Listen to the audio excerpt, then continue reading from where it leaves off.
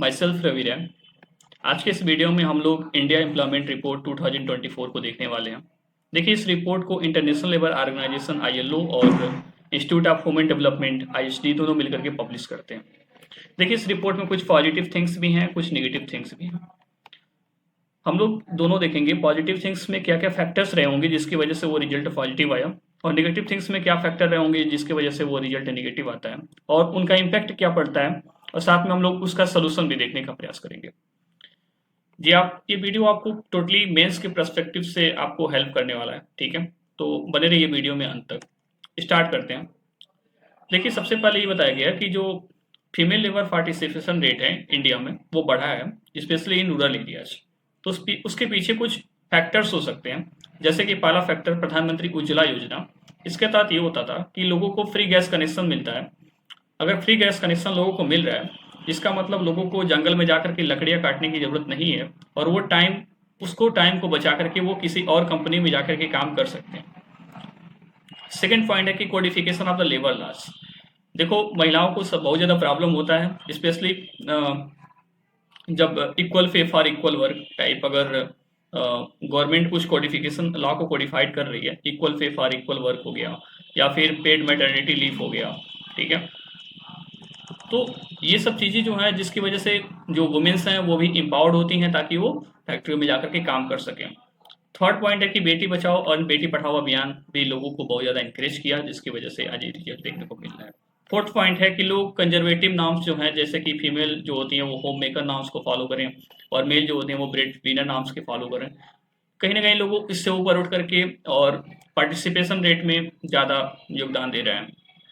लेकिन साइमल्टेनियसली बहुत सारी रिपोर्ट ये भी क्लेम कर रही हैं आजकल की ये जो अभी लेबर डिमांड देख रहे हो, फीमेल लेबर पार्टिसिपेशन रेट जो बढ़ रहा है, इसका मेन रीजन ये नहीं है कि वो इकोनॉमिक ग्रोथ की है और जो लेबर का डिमांड है वो बढ़ा है।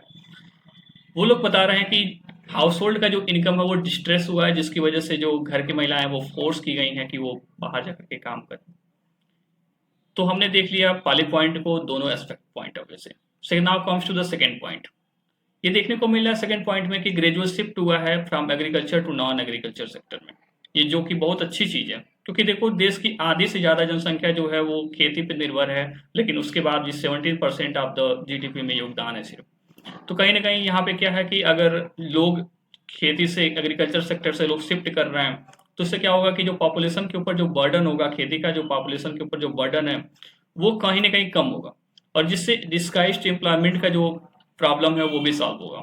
डिस्गाइज्ड एम्प्लॉयमेंट वो होता है जिसमें ज़्यादा से ज़्यादा लोग इंगेज हों, जितना कि रिक्वायर्ड हो। कोई खेती है, मान लीजिए 2 बीघा का खेत जिसमें 50 लोग सपोज करो इन्वॉल्व हो गए, लेकिन जितने की ज़रूरत नहीं है, उसे बोलेंगे हम लोग डिस्गाइज्ड एम्प्लॉयमेंट।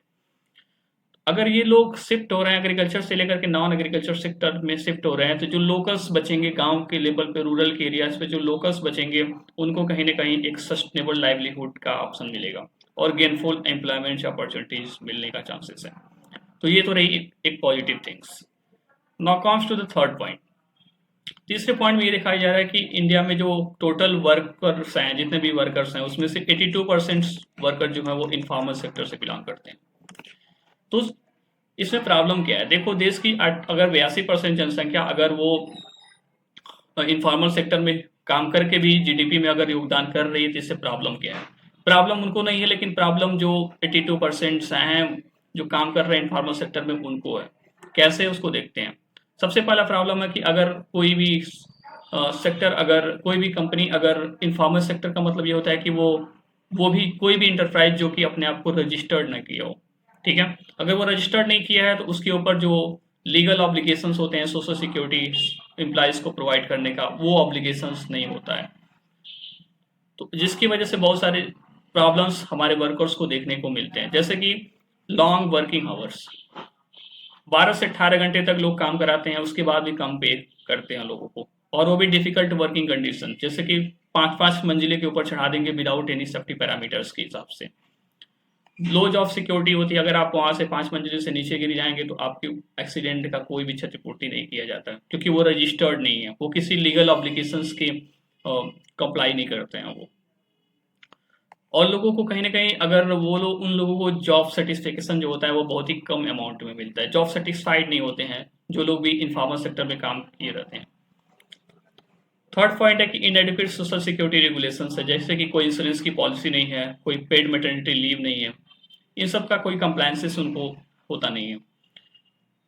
जो लोग वहाँ पे काम करते हैं उनको अपने राइट्स को एक्सरसाइज करने में प्रॉब्लम होती है, जैसे कि राइट अगेंस्ट एक्सटॉर्शन, इतने मालिक का दबाव होता है, इतने वो लोग खुखार टाइप के होते हैं कि जिसकी वजह से लोग, छोटे लोग, वो लोग कुछ बोल नहीं पाते हैं उनके सामने, तो सेक्टार्सन होता रहता है, इनह्यूमन कंडीशन में उनको काम किया जाता है। अब बेचारे किस तरह से वो करते हैं, नहीं करेंगे तो कहाँ जाएंगे भाई, है ना, लाइवलीहुड का इशू है। फिर देखेंगे तो चाइल्ड एंड फोर्स लेबर की भी दिक्कत है यहाँ पे, क्योंकि ज़्यादा से ज़्यादा जो चाइल्ड लेबर हैं वो इनफॉर्मल सेक्टर में ही काम करते हैं, क्योंकि उनका ना तो कोई आधार कार्ड, पैन कार्ड किसी कंपनी से, किसी उसके अबव अथॉरिटी से कोई रजिस्टर्ड नहीं होती है, जिसकी वजह से यहाँ पे ज़्यादा से ज़्यादा मात्रा में डिप्लॉयड हो जाते हैं। तो ये सब कुछ प्रॉब्लम्स हैं, लेकिन ये प्रॉब्लम्स क्यों एग्जिस्ट कर रहे हैं, इसमें गवर्नमेंट की भी कुछ दिक्कत है, उसको समझते हैं। तो सबसे पहले ये देखिए कि गवर्नमेंट जो अभी जो ये फार्मल सेक्टर है उसको ओपन करने के लिए हमको बहुत सारे रेगुलेटरी बर्डन्स हैं। तो सबसे पहले इस रेगुलेटरी बर्डन को कंप्लीट खत्म किया जाए और डिजिटाइज फार्मर सिस्टम लाया जाए, जिसकी वजह से लोगों को आसानी हो, ताकि वो फार्मर सेक्टर्स की कंपनियां आसानी से ओपन हो सकें और ज़्यादा से ज़्यादा मात्रा में जॉब वगैरह ग्रोथ हो सके। सेकेंड पॉइंट है कि इनको फाइनेंशियली उतना सपोर्ट नहीं होता है, गवर्नमेंट को उनको फाइनेंशियली सपोर्ट प्रोवाइड करना चाहिए, ताकि लोग स्मॉल स्केल इंडस्ट्री जितने भी हैं उनको फाइनेंसिंग करना चाहिए, ताकि वो लोग जॉब का क्रिएशन कर सकें। तो ये तो रही कुछ जॉब क्रिएशन के ऊपर की बात। फिफ्थ पॉइंट है जो कि मतलब ऐसा डाटा देखने को नहीं मिलता, बट ये कह रहा है कि अप्रोक्सीमेटली 75% जो इंडियंस हैं वो सेंड ईमेल नहीं सेंड कर पाते हैं। 65% ऐसे ग्रेजुएट हैं, इंडियंस ग्रेजुएट हैं जो कि कॉपी पेस्ट फाइल को नहीं कर पाते हैं। 90% ऐसे ग्रेजुएट्स हैं जो कि जो सेपरेट सीट्स में मैथमेटिकल फार्मूले डालने होते हैं उसको वो भी नहीं कर पाते हैं। ऐसा क्यों हो रहा है, ये सब कंडीशंस ऐसे क्यों हैं, उसके पीछे रीजन समझते हैं। एक और रिपोर्ट इसमें दिया है कि 83% ऑफ द जो इंडियंस ग्रेजुएट हैं, जो जॉब यूथ हैं, वो क्या है, बेरोजगार हैं। ऐसा क्यों है, क्योंकि लैक ऑफ क्वालिटी एजुकेशन कहीं ना कहीं उनको मिल रही है। और साथ ही साथ में भी देखेंगे कि to get job in other sector, देखो प्रॉब्लम क्या है कि जो कुछ भी हमारे ग्रेजुएशन या फिर ट्रेनिंग वगैरह में कुछ भी प्रोवाइड किया जा रहा है, जो कुछ भी सिखाया जा रहा है, वो जो क्वालिटी होती है, वो जो फैक्ट्री की रिक्वायरमेंट होती है, उस क्वालिटी को मिसमैच, मतलब वो बहुत ज़्यादा गैप क्रिएट कर रही है, जिसकी वजह से ये प्रॉब्लम देखने को मिल रही है।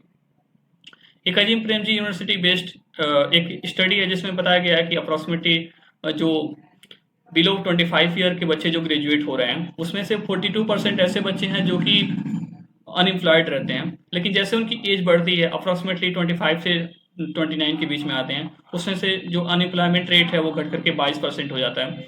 लेकिन जैसे और एज बढ़ती है 30 से 40 के बीच में, तो वो 9% पे आ जाता है। लेकिन क्या लोगों को तो जॉब मिल गई, लेकिन क्या कोई पूछने वाला कि what is the nature of the job, आपकी जॉब का नेचर क्या है, क्या जो आपने स्किल सीखा, क्या आपका जो एस्पिरेशन था वो काम आ रहा है, नहीं आ रहा है, क्या आप कुछ इस तरह के कामों में इंगेज हैं, है ना। ये सब चीज़ों को जानना बहुत जरूरी हो जाता है। 6 पॉइंट है कि एजुकेशन जो है, हमारी क्वालिटी एजुकेशन की बात चल रही है, उसमें देखिए आप अप्रोक्सीमेटली 4% ऐसे हैं जो कि जो टोटल यूथ हैं उसमें से 4% ऐसे हैं जो कि वोकेशनल ट्रेनिंग प्रोवाइड किया जा रहा है उनको। वोकेशनल ट्रेनिंग ऐसा होता है जिसमें कि एक वर्कर को एम्प्लॉयमेंट और मतलब कमर्शियल और इंडस्ट्रियल एम्प्लॉयमेंट के बराबर बनाया जाता है, उनकी योग्य बनाया जाता है कि उनको जा करके किसी कमर्शियल फैक्ट्री सेक्टर में या फिर इंडस्ट्रियल सेक्टर में उनको काम मिल सके, ठीक है, उसे हम लोग वोकेशनल ट्रेनिंग बोलते हैं। लेकिन उसमें बताया जा रहा है कि टोटल जितने यूथ है उसमें से सिर्फ 4% लोगों को अभी तक वोकेशनल ट्रेनिंग मिल पाई है। अब सोचो 1.2 करोड़ लोगों को, बजट का डाटा है कि 1.2 करोड़ लोगों को वोकेशनल ट्रेनिंग मिली है, लेकिन उसके बाद भी अप्रॉक्सीमेटली 15% ही ऐसे लोग हैं जिनको जॉब मिल पाई है। बाकी अभी 85% ऐसे लोग हैं 1.2 करोड़ के, जो लोग अभी जॉब के पीछे ढूंढ रहे हैं, उनको जॉब ही नहीं मिल रही भाई, ठीक है। तो ऐसा क्यों है, इसके पीछे रीजन यही है सिर्फ का कि जो हम लोग सिखा रहे हैं, जो हमारी ट्रेनिंग प्रोवाइड कर रही हैं और जो कंपनियों को रिक्वायरमेंट है, उसके बीच में बहुत बड़ा गैप है, उस गैप को हमको फुलफिल करना पड़ेगा, है ना। 7th पॉइंट ये है कि देखा जा रहा है कि बाई 2030 तक अप्रॉक्सीमेटली जो माइग्रेशन होगा वो 40% बढ़ने वाला है। और ये माइग्रेशन किधर से होगा, ईस्टर्न से, नॉर्थ ईस्टर्न से और सेंट्रल इन रीजन से होकर के सदर्न, वेस्टर्न और नदर्न रीजन की तरफ मूव करेगा। इसका मतलब कहीं ना कहीं साफ है कि जो नॉर्दर्न इंडियन के लोग हैं वो फिर मूव करेंगे सदर्न इंडिया की तरफ, और वो भी अप्रोक्सीमेटली 40% राइज होगा बाई 2030 तक। ठीक है, तो ये कुछ रहे एट्रिब्यूटिव फैक्टर्स। ठीक है, अब हम लोग देख लेते हैं कि सोल्यूशन क्या होना चाहिए। सबसे पहले तो गवर्नमेंट को जॉब क्रिएशन पे जो बहुत ज़्यादा मदद करनी चाहिए, लोगों कंपनियों को बहुत सारा फाइनेंस करना चाहिए ताकि वो लोग जॉब क्रिएट कर सकें। सेकेंड पॉइंट है कि इनहेंसिंग एम्प्लॉयमेंट क्वालिटी, क्वालिटी को इम्प्लीमेंट करो। इनह्यूमन कंडीशंस प्रोवाइड, मतलब ऐसा कंडीशन प्रोवाइड करो जिसमें लोग काम कर सकें, राइट टू वर्क उन लोगों को जो मिला हुआ है वो क्या हो सके, वो फुलफिल हो सके। मार्केट की जो भी इनइक्वलिटीज हैं उसको टैकल करना, कंपटीशन कमीशन एक्ट 2022 जैसे है। ठीक है, तो मार्केट जो भी कंपटीशन वगैरह इनइक्वलिटीज जो राइज हो रही हैं उसको टैकल करना बहुत जरूरी हो जाता है। हमको स्किल के ऊपर काम करना चाहिए। ये 1.4% ही लोग वोकेशनल ट्रेनिंग प्रोवाइड किए हैं, लेकिन हमको इसको और बढ़ा करके अप्रॉक्सीमेटली 50% तक ले जाना चाहिए। और साथ में जो लोग हमको ट्रेनिंग प्रोवाइड कर रहे हैं और जो कंपनियों की रिक्वायरमेंट है उसकी मिसमैच नहीं होना है, मतलब कंपनियों के हिसाब से ही हम ट्रेनिंग प्रोवाइड करें ताकि बच्चों को जॉब मिल सके। फिफ्थ पॉइंट है कि हमको नॉलेज गैप वगैरह के बारे में जो है वो ब्रिज है उसको ब्रिज करना चाहिए। ठीक है, इन सब चीज़ों के ऊपर काम करने की ज़रूरत है ना। अदरवाइज खुद ही देखो आप, जैसे कि अभी वार जोन चल रहा है इजराइल में, इजराइल में वार जोन चल रहा है, और उसके बाद भी इंडिया में इजराइल में वर्कर प्रोवाइड करने के लिए इंडिया में इंटरव्यू चल रहा है कि लोगों को यहाँ से भेजा जाएगा, लोग जा रहे हैं इजराइल काम करने। भाई खुद सोचो कि कोई कंट्री वार जोन की कंडीशन पे है, उसके बाद भी इंडियन के लोग इजराइल जा रहे हैं काम करने, ऐसा क्या कंडीशन आ गया इंडिया में, है ना।